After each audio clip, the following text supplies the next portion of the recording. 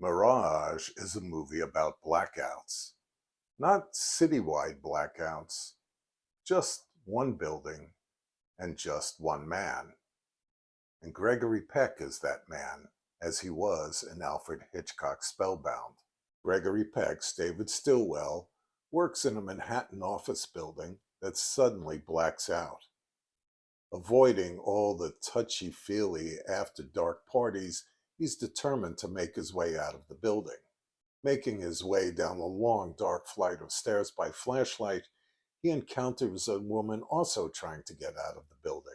The woman is played by Diane Baker, whom I've had a mild crush on ever since seeing her in 1959's Journey to the Center of the Earth. They make it to street level, and once in the light, she recognizes him, but he doesn't recognize her. Angry and frustrated, she runs back down the stairs to the building's lowest sub-basement, which we later find out doesn't really exist.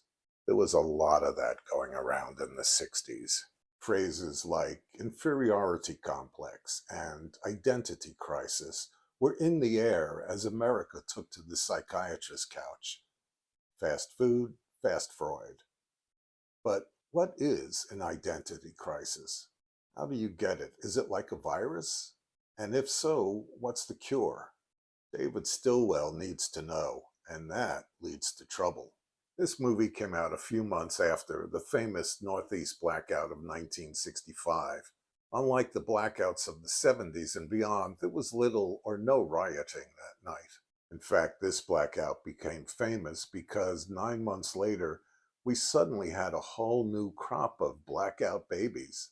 That was an urban myth, of course, but not a bad one. In fact, people liked it.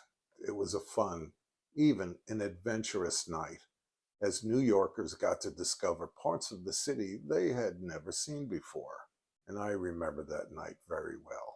Our apartment building was one of four that straddled the portion of the Trans-Manhattan Expressway that led to the lower level of the George Washington Bridge. Not surprisingly, they were called the Bridge Apartments. I'm not sure if Robert Moses had a hand in developing this project, but as he notoriously built the Cross Bronx Expressway, not to mention the magnificent George Washington Bridge itself, there just might be a connection. One evening, around 6 o'clock or so, I'm trying to do my homework when suddenly all the lights went out. I looked out my bedroom window, and I could only see the dim silhouette of the skyline around us. Wow. Gregory Peck finally makes it out of the building, where a crowd has gathered around the body of his boss, who apparently fell out of one of the upper floor windows. But Peck doesn't know that. At least, not yet. Starting to get the picture? After having a drink at Joe Allen's, Gregory Peck finally goes home, and guess what? There's a man with a gun waiting for him. The man with the gun forces Peck into his apartment and tells him the Major is expecting him. Peck disarms the man in a poorly staged fight scene.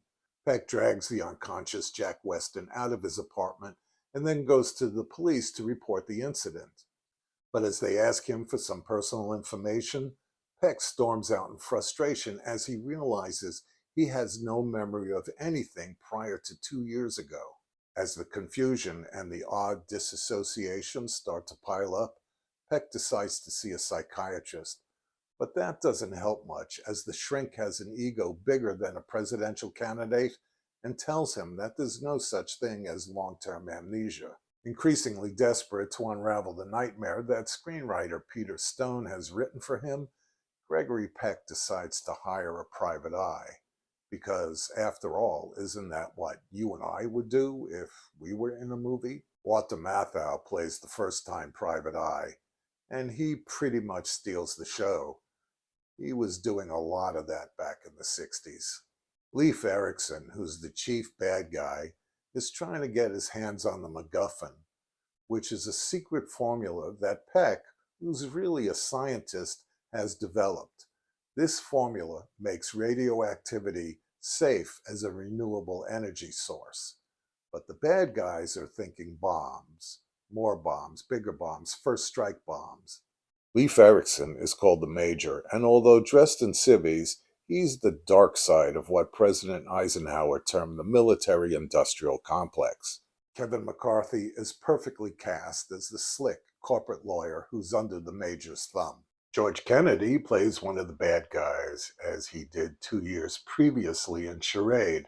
This time he's got both hands and a pair of steel-rimmed glasses, which only adds to the character's sinister nature. You got a feeling this guy's made a study of it. So the lights went out, and I spent the rest of the evening walking people up the stairs by flashlight.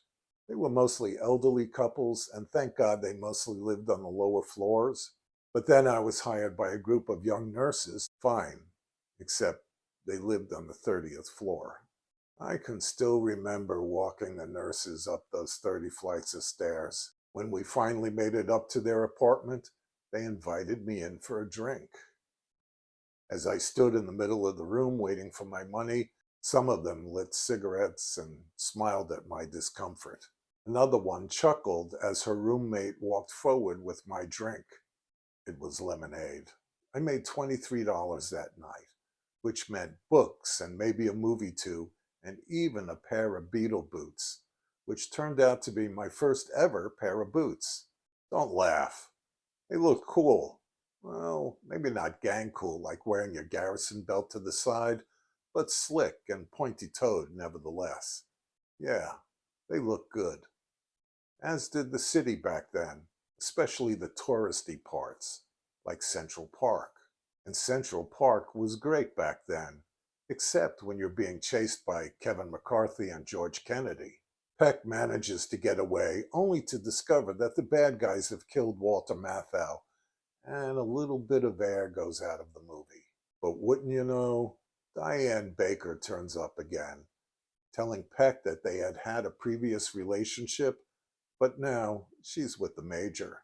So we all wind up back at the Major's place where George Kennedy tortures Gregory Peck.